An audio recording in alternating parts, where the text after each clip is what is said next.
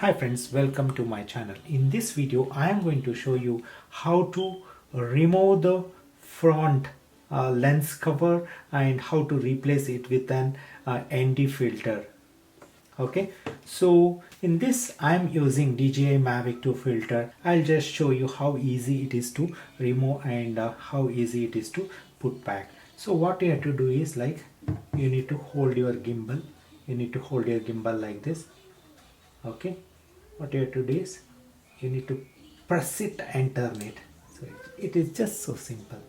This now I will show you how to put it back.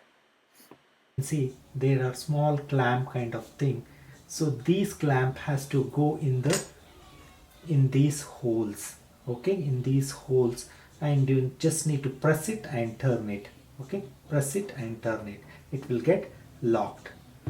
So the best thing is, like, keep your drone like this in a flat surface. Okay, so now what you have to do is put these clamps. Okay, hold your hazel blade, this thing, press it and turn it, so it is fit.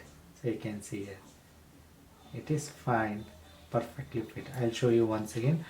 Hold your gimbal firmly, press the front part of the lens and turn it.